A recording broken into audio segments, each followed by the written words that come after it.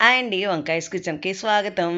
ఈరోజు మీకు కార్న్ ఉప్మా చేసి చూపించబోతున్నాను. ఈ లోపల మీరు వంకాయస్ కిచెన్‌ని సబ్స్క్రైబ్ చేయండి, షేర్ చేయండి, లైక్ చేయండి, కామెంట్ చేయండి. అలాగే పక్కనే ఉన్న గంట కొట్టండి.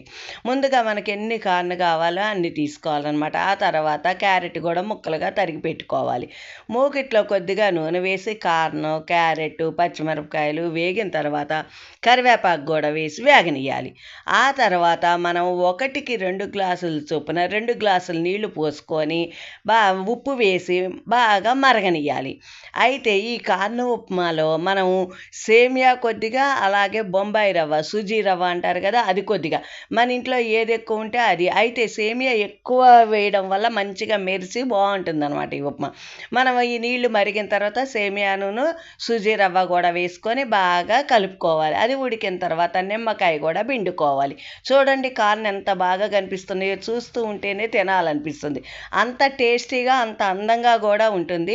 ప్రతి ఒక్కళ్ళు కూడా కంపల్సరీ ఈ సేమియా ఉప్మాని, కార్న్ ఉప్మాని కంపల్సరీ కూడా ట్రై చేయండి. టేస్ట్ చూసి ఎలా ఉందో నాకు కామెంట్ చేయండి.